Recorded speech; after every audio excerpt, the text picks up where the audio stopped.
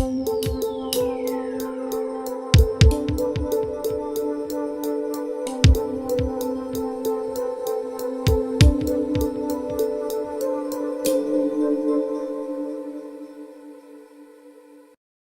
this is John from the Han Informer, And I'm Glenn from Fall Ritual. and this is episode 13 of Fall Informer. And today we have special guests, multiple scare actors from the Hotel of Horror, Jessica and Dave. Hey guys, what's going on? How you doing? Thanks for joining us tonight. Yes. Thank you for having us. Yeah, thank you so much for having us. It's a pleasure. Very much is. Awesome. How did you guys get into the haunt industry? All right, you go first. You want me to go first? Yeah, All you right. go first. I actually got into the haunt industry by accident. Brief backstory of myself. Before my now wife and I got together, I was seeing another girl, and she was very much into like the haunt industry, just as an artist in general. And she saw an advertisement for open auditions at the Hotel of Horror and showed it to me. She said, "We're doing this." And I said, "I'm down. Like, let's do it." I never had it. I don't have any history in acting or anything like that. And I was just like, let's do it. Like, all right. Went up to the audition, killed it. And as they say, like, the rest is history. Awesome. Okay, so me, I've been a performer pretty much my whole life. I've danced, did gymnastics, cheered. I've been on stage since I was 4 years old. And kind of with all that, it was kind of like a perfect storm for who I am now. The haunt itself, it's kind of been a big thing for me since I was little. My parents, well, my father, grew up in Wilkes-Barre, up north by Scranton, and we would go visit family, and on the way back obviously fall asleep, and he'd wake me up once we got in the Sailorsburg because we took 115 home, and he'd be like, wake up, hey, wake up. And I'm like, hotel lake house, and I'd be just smacked against the window just like looking. I was so obsessed with this building. And then just 2011, I finally got to go. I didn't even audition because I was in cahoots with Marlo and Dan for 2 to 3 years before that, because I would kept missing auditions, and I kept missing it because shit would come up. And I finally got in, and they're like, well, you know what, it's close to haunt season, so just fill out paperwork and we'll go from there. And I said, okay. So they're like, all right, what can you do? I'm like, well, I'm tiny. I'm only 4'11", and Fun size. yeah, Fun size. And I'm flexible, so I fit in small spots. So like, well, you can be the monster in the bed. I'm like, all right, cool. So then I came up with this whole character, just creepy ass character, just super fucking brutal. Excuse my language. Super brutal. Because like, when women haunt, I don't know. To me, I feel like the whole haunt and like Halloween and sexiness, I feel like that just doesn't go together. So I'm like super brutal, disgusting, most nastiest thing you can think of. And I've been there, as I said, since 2011, and I'm still going strong. I'm just going to add disgusting as an understatement. More like vile, grotesque. Yeah. More Well, brutal the better. that's good, because that literally fits the whole theme of Hotel of Horror. Hotel of Horror is completely different from any other haunt out there, where it's just it's the one that creeps me out the most, and you guys have that vibe, so it all works. The disgusting actors and their makeup, so yeah, it definitely fits the whole theme. Nice. Now, I've never been to the Hotel of Horror, and I won't be able to attend this haunt season. Maybe next haunt season. I'd love to. I've seen your brochures for it and it looked really cool. And I looked at your Instagram before this, and you had cool pictures. So I'm definitely excited to hear about your history with this. But just for general curiosity, what have been your personal best scares at any haunt attraction? Any haunted attraction? Yes. Now, our personal scares or ones that like haunts that we've been to personally? You actually being a scare actor and scaring people. Okay. Okay.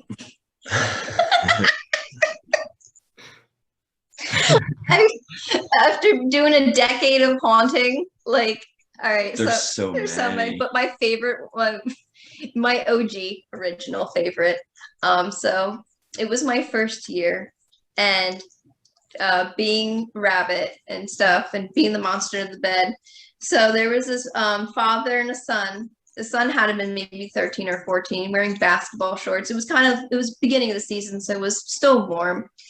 And he comes, the way the room was set up, you would come in through this side, go around my bed, and then go out this way. And he comes and he's distracted by things. There's things just all around my room. And I come out and like this, when I slam this door open, it echoes. It's loud. And I come out and come and doing my thing. And he's like, and I literally made him shit himself. It was literally like loose cake batter, and it was all over the door. And it was disgusting. We had no idea what happened because it was dark out and it was kind of busy. And I'm like, what? Why is it lingering? I'm like, oh my, why is it just kept smelling fresh for hours. And then we turned on the lights and like, oh my God. And I'm pretty sure there's still some left on the door. Permanent stain. It's like permanently on there. Oh my gosh. That's insane. I have one from another bodily function. Yes, that actually happens quite often. A lady, little tipsy, we'll say. She definitely was having a good night prior to coming to see us, which it's not recommended, but it happens. So they were coming in, they were having a good time, hooting and hollering, and this was 2015, I believe, when I was the Bloody Menace in the asylum room. And I jumped on top of the banister, and as I'm going, like jumping down on these people, scaring them, she just turns around and stares at me with this blank look on her face, and then crossed her legs. And her pants were like a normal, like khaki color, and you watch the tone of the pants get darker from her midsection down. And it was, I think, the second night, because I remember Papa Snort, our head of security, coming through with a bag of cat litter saying, "It's the first effing night and you people are making people piss themselves." Sorry. Oops. Whoops. Oops. My bad. Oh my gosh. Right. Yeah, and I've had people literally just drop on the floor, completely panic attack, and where I'd had to take them out because they couldn't handle it. And I was like, at that point, it was only like four rooms in. Like, you still have like 20 minutes to go, and you're like, I'm done. I mean, the amount of people we escort out a weekend, it's mind blowing. Like, it's hard to get an exact number, but like there's weekends I'm escorting 2, 3, 4 groups out like throughout the weekend because they can't handle it. And they get to like a certain point and they're just like, I'm done. Like, whatever you got to do to get me out of here, get me out of here. And it's like, okay, like if that's what you want, like I can get you out of here. But it happens so often. Yeah. And we have a special staircase for that so they don't get overwhelmed by other people. Oh, okay. Okay, gotcha.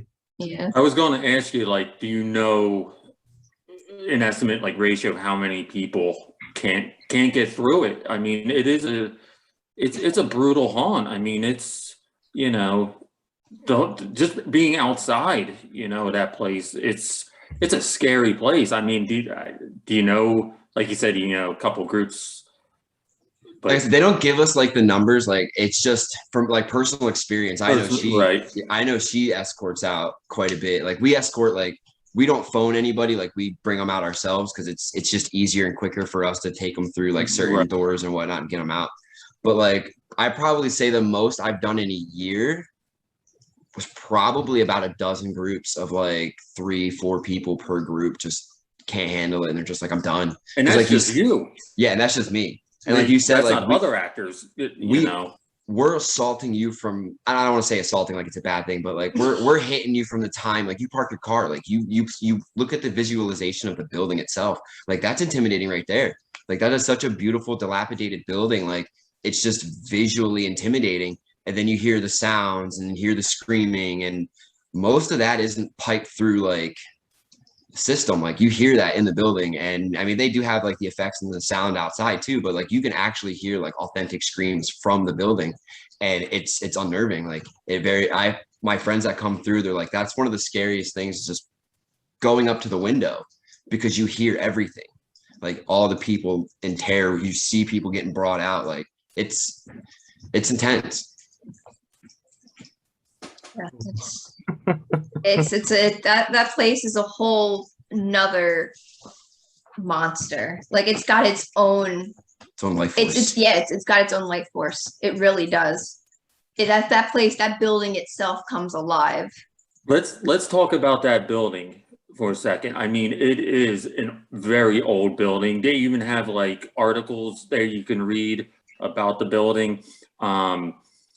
Have you guys personally witnessed or, felt anything or seen being in that building? Her department. Hi. What's going on?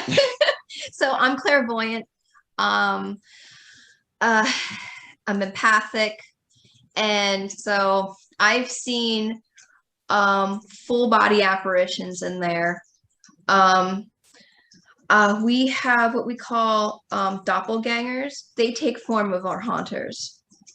The one time, this was my second year, and I was in my original room I was telling you about with the bed, and I was just chilling on top, just hanging out. It was a slow night, and there was another lady. She was kind of like my distraction for my setup, and we're just hanging out, just chilling. And so there's a massive door between each haunt that opens up. It's a massive wall, and you can only get through there to go to the bathrooms, and you go around, and there's another actor's hallway midst there, and that's how you get in. And then you can't go out and circle.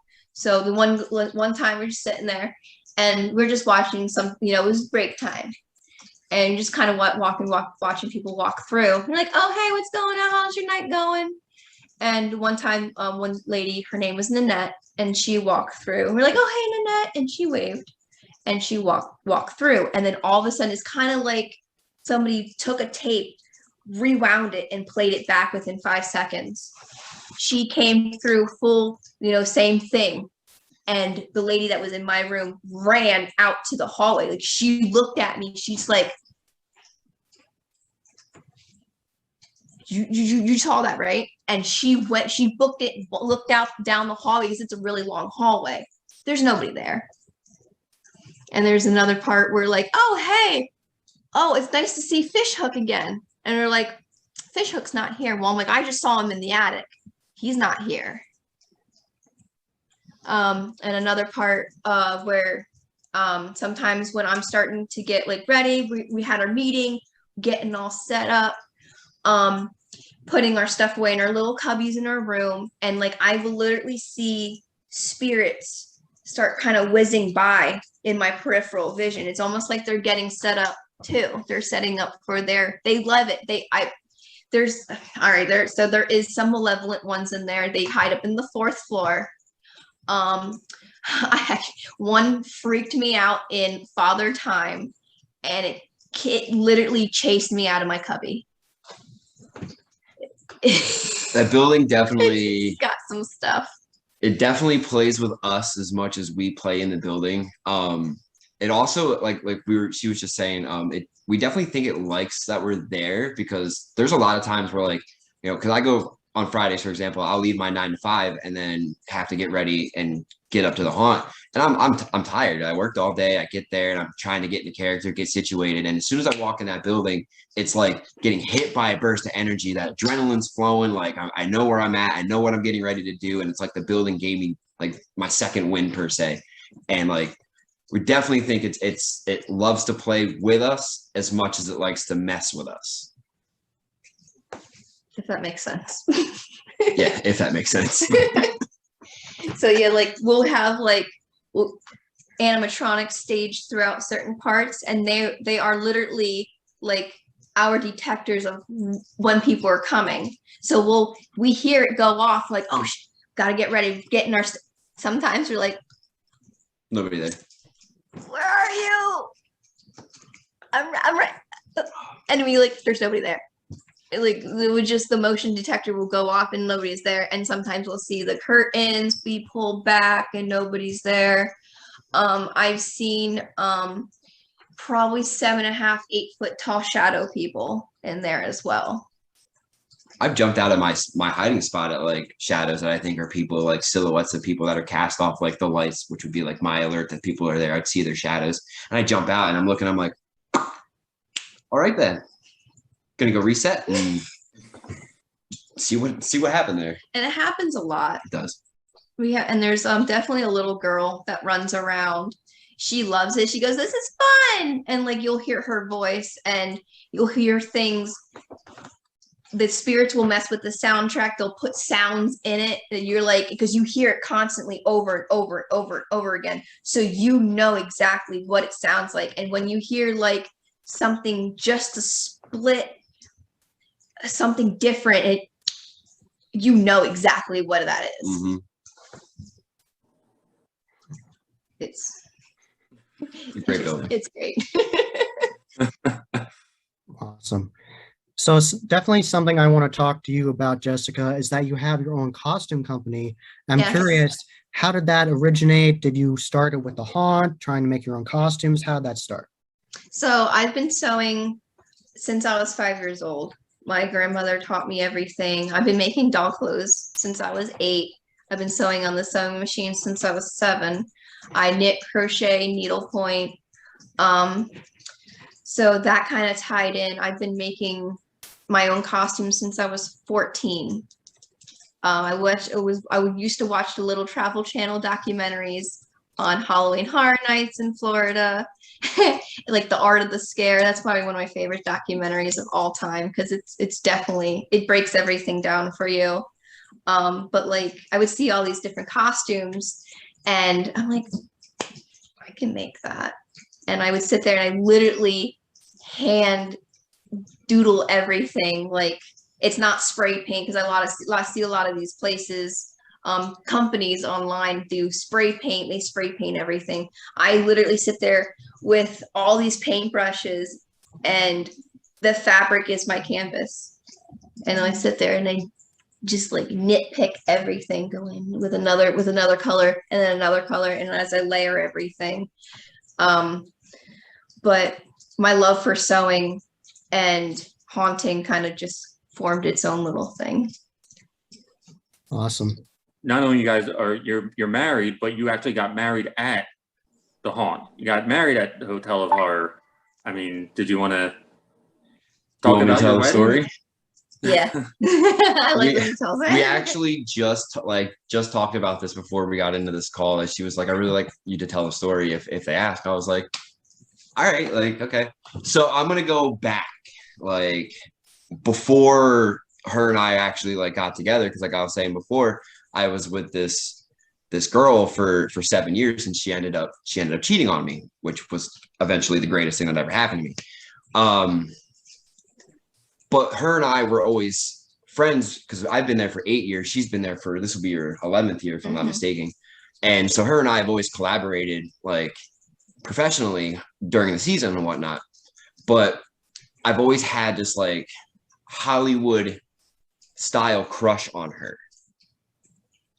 She was the only one, as I would go through as a patron, that got me to kind of go like, what did I just see? Like, always make me, because I'm jaded when it comes to like haunts and horror and stuff like that. So I know it's like, but she would always be the one that would get me to go like a human came up with this. Like, are you kidding me? Like, you're disgusting. You're gross. Like, so I always had this like weird Hollywood crush on her, but I never acted on it. So 3 years into the season, or into our haunt career, my haunt career, I became single. She was single. And one day she messaged me during the off season and was like, we should hang out sometime. Figuring it was professional. hung out and we collaborated a little bit and eventually started dating. So few years gone by, we started getting more serious, started living together, and the haunt being a big part of who we are. When I decided to propose to her, we're open on Halloween, and like we always perform on Halloween. Doesn't matter what day of the week it is, but we're always open on Halloween. I pulled Marlo and Dan, who we call Mama and Papa. I pulled them aside and I said, "Hey, like, I want to propose to Jess. I want to do it here." And they were so happy to have it happen. Like her and I, Marlo and I communicated frequently of how I wanted to do it, how I wanted to go about it. And she pulled the strings that needed to be pulled. And basically the setup was, I have a bad habit of throwing my body into my performances, and I get hurt frequently. Like I hurt my leg, I broke my finger, like scrapes, bruises, bleeding, like it happens. Like I get so into my character that it's mind, body, and spirit, like I put into it. And so I pulled Papa Snort and I said, "I need you to go down and tell Jess that I hurt myself." And he's like, "What?" I was like, "I don't care how you can make it serious as you want. I don't care. Just tell her I hurt myself and you need her to come up, and I want her to come up." So he's like, "She's gonna be pissed." And I said, "I don't care. I don't care." He's like, "All right, dude." So he goes down and the show lights were still on. Like that was the end of the night. The show lights were still on. And he goes down and tells her that I got hurt and brings her upstairs into the attic where I was performing. And she comes in. You were wearing those white out mesh contacts, right? Yeah. So she's completely blind anyway. So even with these flashy lights, like it didn't help at all because she can't see for shit. Excuse my language. And they popped the regular lights on and I became this blubbering, disgusting mess of a man and got down on my one knee and recited blubbered the only thing I could think of, and which I can't remember, but I remember being like just word vomit, complete word vomit. And I'm bawling my eyes out. I present the ring to her in a severed baby doll's head that I got from the nursery downstairs. It was actually my room. It was her room. Yeah. We should have grabbed it actually. I could have showed them. She'll go grab it real quick. Awesome. But yeah, they let me keep it, which was cool. Yeah, I took the doll out of her room in the nursery and I cut a hole or like a slit in the mouth and put the ring in the mouth and presented it to her that way. This thing. Oh, cool. So yeah. Awesome. Shout out to Rachel for helping me with that one because she was my my haunter in disguise, covering breaks and swiping the doll head for me. So shout out to Rachel on that one. Yeah, and she said yeah, and it was like such a surreal moment. Like I never thought like for any reason whatsoever that she was going to say yes to marrying a schmuck like me, but we're married. So we kind of had to shotgun a wedding in a matter of speaking. My father recently passed, or 2 years ago now, passed away from leukemia and cancer. And I wanted him to see me get married. So we started talking about it in August 2 years ago, because actually in 8 days will be our 2-year anniversary. So we were talking about it in August and trying to figure out a way to like make it happen ASAP. Again, shout out to the Hotel of Horror because they came in clutch for us. Like we reached out to Mama and Papa and asked them if there was a way that we could get married at the haunt, and without hesitating, they offered us the theater. And I mean, we were limited to 25 people, which was fine because we were just trying to do like something small, something quick for us, because of my dad and his condition. So everything just kind of fell together so fast. And 90% of the people I asked, like planning a wedding, they said it's an effing nightmare. Dude, It was the easiest wedding I ever planned in my life. It was, or the only wedding I hope to ever plan in my life too. But it was so quick. Everything fell together. It was just, it was meant to be. And the date that we got married was a week before Haunt started, Friday the 13th. Cool. Nice.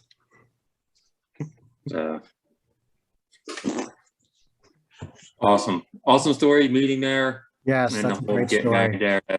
That's awesome. And now you guys are there together, that's awesome. Right, when we first started dating, we dubbed the moniker "the couple that slays together stays together." Nice. Nice.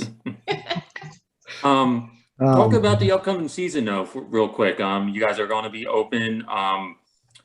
Is it going to be full on like past year, or is it going to be kind of like last year where COVID rules are still in place? Is it going to be kind of fully open? Do you know? I don't know personally offhand. I'm assuming we'll probably go over that more when we start having our meetings for the season, like when the cast and crew start to get together. Because I thought you guys did a really unique job with it last year with the COVID, with like the actors being behind like that clear curtain, so you could still get a good scare and still be, safe and distant. It definitely offered challenges. Yeah, it was. Yeah, Definitely I'm sure. offered It was challenges very for sure. interesting to say the least. It was definitely something I've never experienced. Most of my characters have some form of I like vocal distortion. Like I self-taught myself how to do like metal vocals, like deep growls and like high pitched screams and whatnot. So like I've always like practiced vocal distortions. So to not be able to really use my voice too much, being inhibited by the mask and whatnot, it was definitely a unique way to haunt for me personally, because I had to use more like body movements and like it definitely offered challenges. So I'm looking forward to seeing what kind of regulations. I'm sure there's going to be some form of regulations in place since the pandemic is still going through. But I'm just looking forward to seeing like what kind of regulations we have to deal with this year. Yeah, they usually follow it pretty close, so we won't know more towards probably like maybe a week to 2 weeks beforehand. So you guys are open full season, and when is your opening? When is your opening weekend? September 25th. 25th. I'm assuming that Halloween. That Halloween's on Sunday, and Actually, November 6th. Yeah, the first. Oh, the you first, go extended. Okay. Yeah, we usually go the first week of November too. The first weekend. Okay, awesome. So plenty of weekends for people to get out there and check you guys out. Is that a thing? Is that a thing that are you told kind of like what characters to do or because when you said like, what doing with your voice, I noticed that that's a lot of actors there that do that. They're just not the typical screaming. They're not the typical trying to talk. It's a lot. There's a lot of actors that do that voice growling and just these like weird sounds with their voice. Is that something that's discussed, or is that just every character it just so happens to be like that? So when we are assigned a room, we have our full range of what we can do. Like we create our own character, we create like our own costume. Everything is to us. We don't have a company that comes in or other people or like makeup artists. Like there's Penhurst, like some of the bigger haunts, they have their teams. They have costuming teams and then they have makeup teams. We have a little costuming room if you need some like extra stuff, but no, it's like it's all handmade by us. Everything's done by us.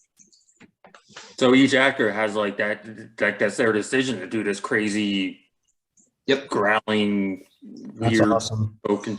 Yeah, that's the actors there are definitely unique in that aspect. I think I even said that on my review last year that these actors aren't just going to be like boo, or just it's going to be like this is messed up, man. What they're doing here is messed up, and you can hear them from other rooms, and you can hear it just all over, and it's unique what you guys are doing out there. It definitely is.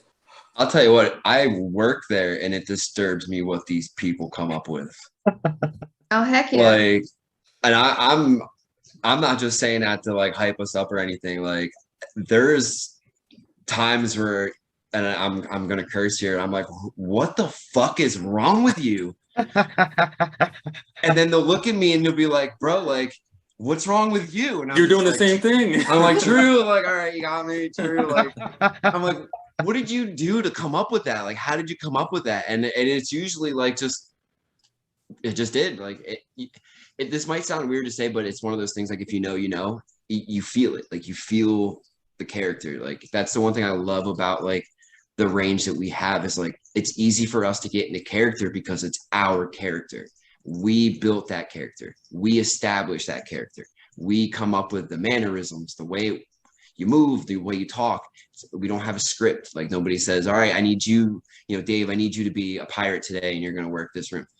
It's not like it'd be so much harder for me having no like theatrical background to be able to take a script and portray it like you wanted it if you were like a director.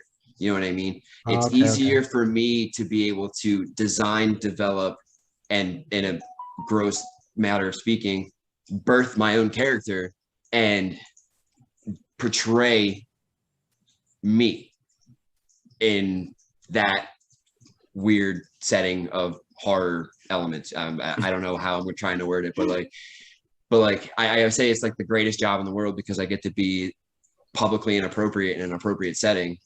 And it's like, and I don't mean that to sound like foul or anything like that, but just if I can't say to you in person, I'm going to gut you. But if you come through the haunt, if you come through the haunt, I can say that, and you're gonna laugh about it or get scared or whatever. That's what I mean by that. But it's easier for me personally to get into a character that I built. Gotcha. Are there any final thoughts you have? Because you've said a lot of really cool things, like that whole marriage story. That was awesome. Oh, thank you. Everybody says you guys are like relationship goals. I'm like, well, you just have to find your Morticia. Like that's nice. The whole thing. Like you just have to find your Tish. Like we're yin and yang. Like it's ridiculous.